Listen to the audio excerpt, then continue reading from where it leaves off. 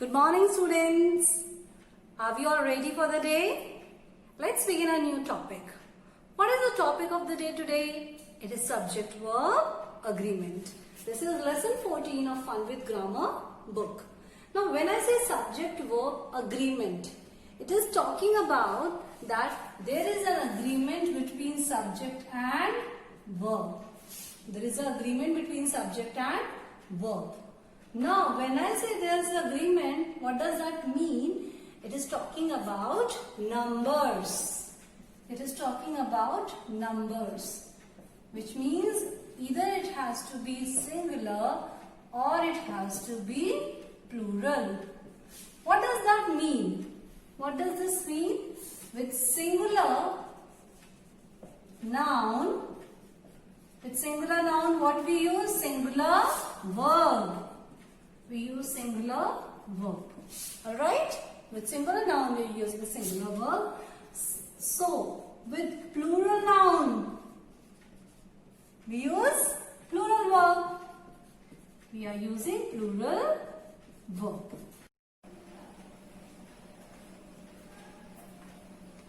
Now, if I say it's singular noun and singular verb and plural noun and plural verb, what does that mean? We'll go for an example here. Alright? Suppose I say he is a good boy. He is a good boy. Now, he is a singular subject. He is a singular subject. So, what is? Is a singular verb. This is a singular subject and this is a singular verb. Now, I'll take an example of plural. They are good boys. They are good boys. Now, here what do you find? They is a plural subject and are is now plural verb. Okay? So, with singular subject, singular verb, plural subject, plural verb. Okay? If I take a case of I, with I, what will I use? Am. I am a good boy. I am a good boy. Yes? Now here the word I is a singular subject. It always takes am. Singular verb. I always takes am. Alright? Now this was the case of singular subject and singular verb. Now in this way we can find out what verb will come with what subject. Now we will look for certain rules for subject-verb agreement. Okay? Now rule number 1. If the nouns and pronouns are joined by the word and. Are joined by the word and. Yes? This word and is there between the nouns and pronoun. Now, what is the case? Let's see. Okay? For example, I say Rita and Radhika are my best friends. Are my best friends. Now, what do we see here? Rita is a singular subject. Radhika is a singular subject. But they are joined by and. So, what will it take? It will take a plural verb.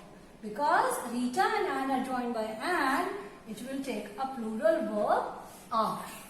It will take a plural verb are. Okay? Now let's move to another rule. What the another rule says, words like either, someone, nobody, etc. Such words take just singular verb. They take singular verb. Which means that if we are using these words in the sentence, the verb which will come, that will be singular. Let's see how this works. I say each of the boys was ready. Now I'm talking boys, but I'm talking each of the boys. I'm talking each of the boys. Yes? So can you see there is a verb here? Was. Yes? Was is a singular verb. Similarly, none of the pens is mine. None of the pens. I'm using none here. That's why I'm using the singular verb is. None of the pens is mine. Now moving to third example. One of these books. I'm talking about one of these books. Belongs to me. Again it is a singular verb. Belongs is a singular verb. Because I'm talking one of these books. Everybody wants to be happy. Now I'm talking everybody. So what will come? It will come singular verb. Because I'm talking about the singular subject. So singular verbs am I using. Let's see neither. Now in case of neither or either. Neither of the boys is my friend. Again singular subject and singular verb. Alright. Now let's move to another rule. What is the other rule now? Let's see. There are certain words which seems to be plural, but they are not so. Some words seems to be plural. Words seems plural, but they are not. But they are singular. But they are singular. Now in this case, what we have to do? The spelling is telling that it is a plural, but in whole it is a singular subject. So singular subject, singular verb, right? Singular subject, then singular verb. I'll explain you with the examples. Certain words are there like mathematics. Mathematics. Yes. Politics. Right. Now there is one more word, billiards. Yes, billiards. Scissors. And there are many other such words. Now if you see these words very closely, there is S written, which means they seems to be plural. But what is actually happening? Are they plural? No, they are singular. Let's see with those words. These words we'll use in sentences and let's see how they work. If I say mathematics, I'm making a sentence with mathematics. Mathematics is taught by Mrs. Shah. Mathematics is taught by Mrs. Shah. Now mathematics is a singular subject, so we are using singular verb. Okay? This is A, this is B sentence. Now let's use billiards in one of the sentences. Billiards is my favorite game. Billiards is my favorite game. I'm using is here. Yes, singular subject, singular verb. Now that was about the words which are used as singular, though they seem to be plural.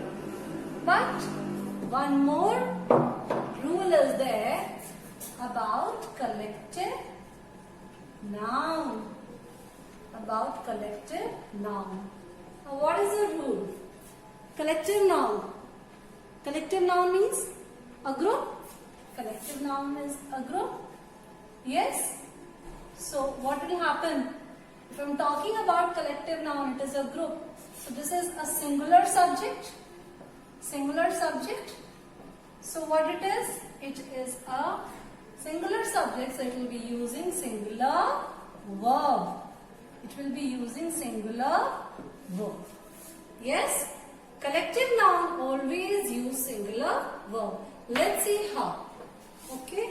Let's understand with the help of an example.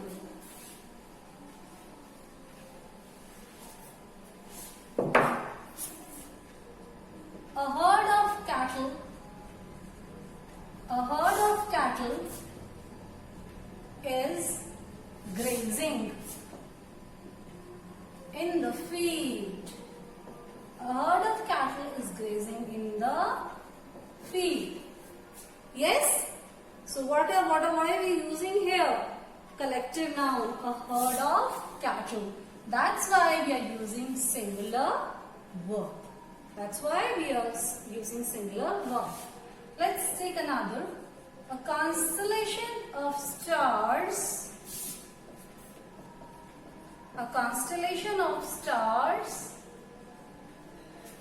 Now this is a collective noun. Yes, a constellation of stars is shining brightly. Is shining brightly. Now it is using singular verb. Singular subject. It's a collective noun. One group. So singular verb. Now moving on to exercise A. Exercise A is saying that we have to fill the words is, are, was, were, has and have. Now what we'll see, if we are talking about singular verb, okay, and we will be talking about plural verb. These all are verbs, yes. So now what we will do, we will divide them into two halves. Singular verb and plural verb. Is it singular or plural? It is singular. Are, it is plural. Was is singular. Were is plural. Has is singular and have is plural. Yes, have is plural. Now you know these are the singular verbs and these are the plural verbs. Now just think about the rules that I've just taught you and do the exercise A. One sentence I'll take an example for you. Okay? Let's see what the example says. The boy with the black shoes. The boy with the black shoes is my cousin. My cousin. Now why I am using a singular here? Singular verb here? Because I am talking about the boy. And the boy is a subject, it is singular. Singular subject, singular verb. Same way, just think what subject it is talking about. What subject is sentence talking about, and then put the verb accordingly. Alright? There is one more exercise, exercise A. Again, if you come to page number 88, there is one more exercise. Yes? Again, exercise A. Now, this was on page number 87. Now, on page number 88, again there is exercise A, and here again you have to choose the correct verb from the brackets. You have to choose the correct verb. Alright? Now what it is there? Two verbs are given here. Two verbs are given in the brackets and you have to choose one. If I say anybody dash. Now the options which are given to us is, are, welcome. Now what does that mean? I'm talking about an anybody. Anybody is welcome or anybody are welcome? Anybody is welcome. Because I taught you just now with certain words like neither, someone, anybody. What we use singular verb. Alright? Now what do you see in exercise B? Exercise B says there are certain errors and we have to correct those errors. Let's take first example, a pair of scissors. It is saying a pair of scissors, yes, a pair of scissors is used for cutting cloth. Is used for cutting cloth. Alright. Now it is talking about a pair of scissors. Now I am saying pair of scissors. It is a singular subject. So which singular subject is a singular verb? So here there is no error. So what you have to do? What you will do? You will write no error in the blank. You will write no error in the blank. So students, I believe now you are pretty clear about the subject verb agreement. So keep reading and keep doing your work on time. Alright children, thank you.